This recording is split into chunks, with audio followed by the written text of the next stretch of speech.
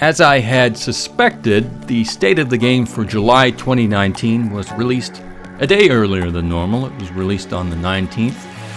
And so I just want to pat myself on the back very briefly on that, but there's a lot to cover, so I'm just going to jump right in to what Loki had to say. Greetings, Terrarians. Welcome to the latest Terraria community update on development progress across all active platforms.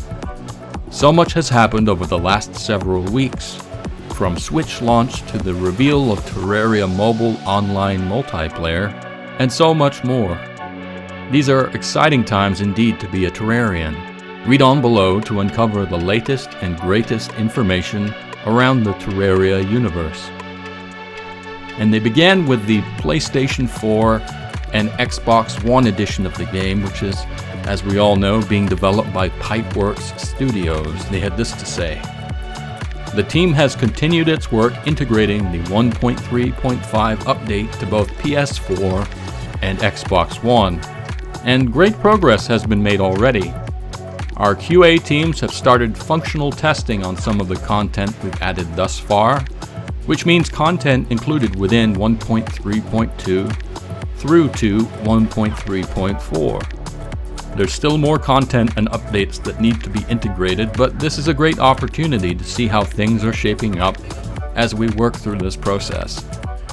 After the update integrations have been completed, we'll need to do another SDK platform update and then final testing alongside Relogic before we can get it in your hands. It's still too early for a release date, however, once things are solidified, we'll let you know. So there's no great surprise there. The PS4 and Xbox One editions of the game have kind of been on the back burner for the most part. Switch and mobile and PC have been in the limelight of late, so I don't think anyone on those platforms had any high hopes for any huge updates, but all the same, it's good to hear that they're continuing to push the console editions up closer and closer to the current PC edition. Anyway, that was it for PS4 and Xbox One. They followed that up with some information about the recent Switch release of Terraria, which is also being developed by Pipeworks Studios. They had this to say. What a crazy couple of weeks. For those of you that missed the original news, we launched the Nintendo Switch version of Terraria on June 27th. So, if you haven't already, please consider snagging a copy from the Nintendo eShop. You can find additional details here, and I'll include that link in the video description. Of course, if you would rather wait for the physical version, we also announced those release dates recently. And those are the release dates as shown here. So it really depends what region you live in. They continued with, earlier this week we released a patch aimed at tackling most of the commonly reported bugs by the community. You can check out the full list of fixes here, and once again I'll include this link. Presently we're monitoring additional bug reports and prioritizing as necessary for additional hotfixes in the future. If you're encountering any issues, please take the time to report them through the official reporting form here. And you guessed it, I'm going to include this link also. We've also had initial discussions with both 505 Games and Relogic regarding future content updates like 1.3.1. Nothing definitive to announce yet, but those talks are taking place. Launching any game on a new platform is always stressful and full of unexpected challenges and triumphs. We couldn't be more pleased with the reception from the fans thus far, and we want to reiterate how grateful we are that you've placed your trust in us. We look forward to carrying that torch into the future. Onward to an even better 2019. So that was it. No real major news with the state of the game. It was just really a restatement of what they've been telling us over the past couple of weeks or so. But certainly if you haven't heard about the physical release dates, that's good news, because if you're like me, I prefer the physical versions of any game. Anyway, on to what is probably the most popular topic, and that's the topic of the mobile update, which is being developed by DR Studios. And I want to start with this image that they shared. And I'm just going to read over this image so that you don't have a wall of text and you can just look at the image to your heart's content.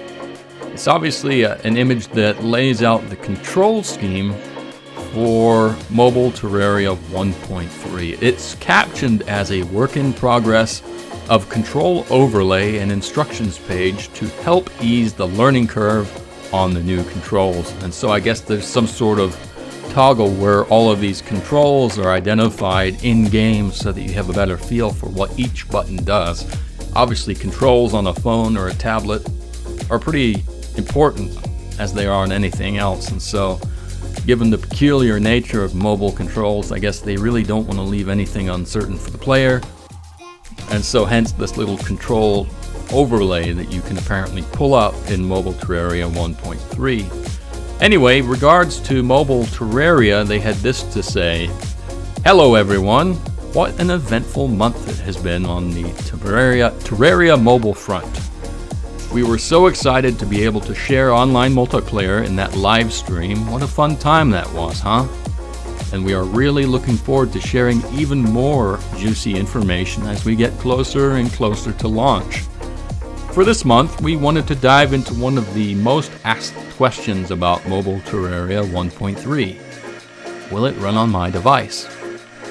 Or, as we know them, minimum recommended specifications. So without further ado, let's launch into that." And they started with the following. "Below you will find both recommended and minimum specification requirements for the upcoming Terraria Mobile 1.3 update. As long as your device is within the minimum specification tier, then you will receive the update and the game will run for you.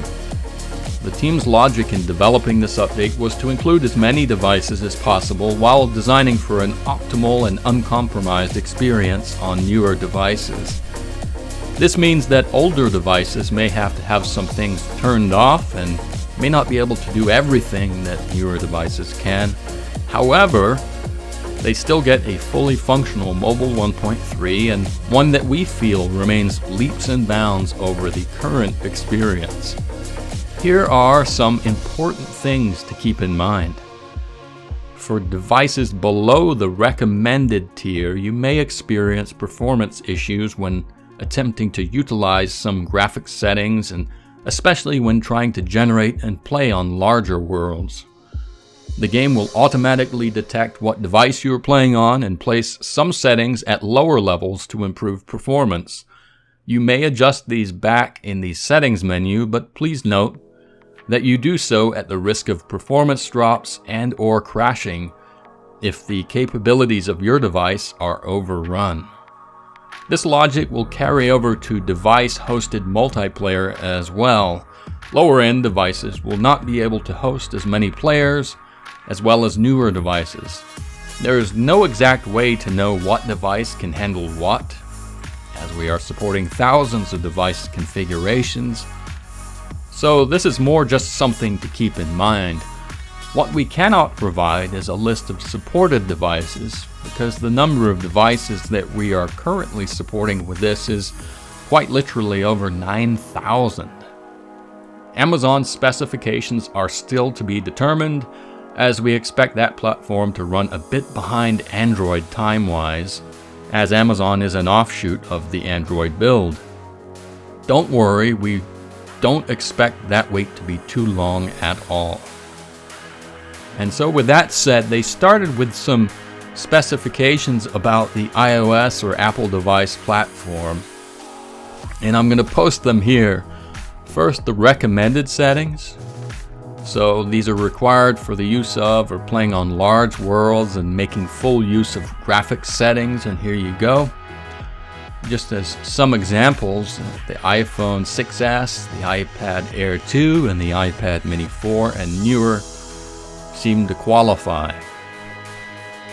And then going all the way down to the minimum required, which is the bare bones you need to experience 1.3.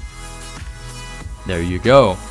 And so things like the iPhone 5s, the iPad Air 1, and the iPad Mini 2. So it seems fairly generous in what will work and what won't.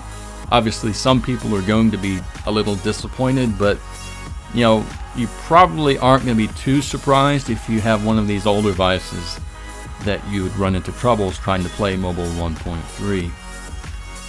They do add this disclaimer to the iOS specifications. Note that devices note that devices with higher specifications will naturally see better performance overall and have greater capability for hosting multiplayer sessions, using more intensive graphic settings, etc. Again, nothing that should surprise any of us. It stands to reason that if you have an iPhone 10, then you're going to have a much better experience than on an iPhone 5. So let's move on to Android. Android users are obviously disappointed by this week's news that because of a potential leak, the Android platform is not subject to the limited selective beta. But at least they gave us this information on what they expect to be recommended and minimum required specs for Android devices. And just like with the Apple example, the recommended specs shown here are for the use of large worlds and using full graphic settings, that sort of thing. And so for examples, they give things like the Google Pixel, the Samsung Galaxy Note 8, the Galaxy S7, that sort of thing. And then moving on to the minimum specs, they're shown here, and they're pretty consistent with the RAM requirements that we saw with the Apple devices. And so just as an example, I know the Galaxy phones are popular. The Galaxy S5 seems to be kind of the first generation, or the earliest generation of the Galaxy S series that will run this. So hopefully this gives an example to all of us of what we can expect in terms of what will work and what won't.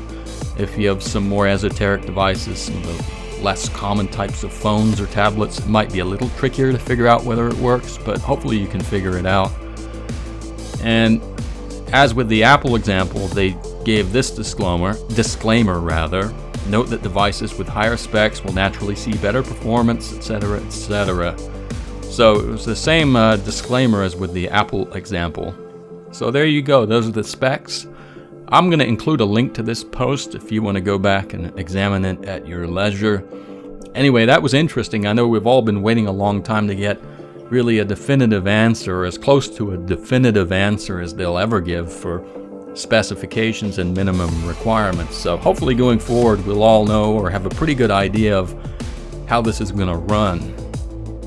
Anyway, moving on to the PC edition, which is the edition actually being developed by the core Relogic team. Loki wrote the following: Greetings from the PC side of the house. We will keep it short and sweet this month and share a little teaser that took place on Discord over the past week or so in case you missed it. Pretty big deal, of course, and we can't wait to read your speculation as to what this could be. And then they shared this series of comments by Sanix on Discord. And so I had mentioned this briefly on my last video. I didn't have all of these posts by Sanix, so it's good to see them all in one place.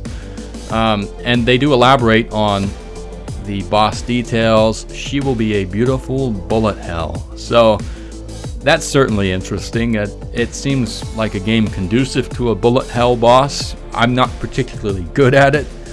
I've played a lot of those tougher Japanese bullet hell games, and I think some people just have a skill for it, but hopefully it's something that you can figure out, and maybe there's some patterns that people recognize, and I guess we're going to have to essentially wait and see just how difficult this boss will be. If it's an endgame boss, a post-Moonlord boss, then it's probably going to be quite a challenge, but again, we're just going to have to wait and see. But it is great that they're developing an extra boss. We certainly aren't, I wouldn't say they're obligated to create us another boss. There are already a ton of bosses in the game. Content is not something Terraria lacks. And so for a free patch to get not only all this content we've already seen, but an additional boss, that's pretty amazing. And so this game is going out with a flourish. And of course, if you're not on PC, all of these features presumably will reach mobile and console users at some point. So it's nice to know this is on the way. After that, there really wasn't much else. There was some community stuff that they posted. I don't think I need to go through a giant wall of text about that. I'll include a link to the post if you guys want to peruse it. Some of the Terraria community team went to the United Kingdom this week and kind of played around and had a good time. Some YouTubers, some other YouTubers were there, and they just kind of hanged out, or were hanging out at 505 Games and that sort of thing. So there are pictures of the group together. They've got Terraria swag. It looks like everyone was having a good time. So again, I'll include a link to all of that. I'll just conclude with what they concluded with on the official post. They wrote, "We are always looking for new members to join the Terraria community team. For those who are unaware, the Terraria community team is our official Terraria fan club and volunteer base that helps across our many social media communities. There are so many fun projects to work on.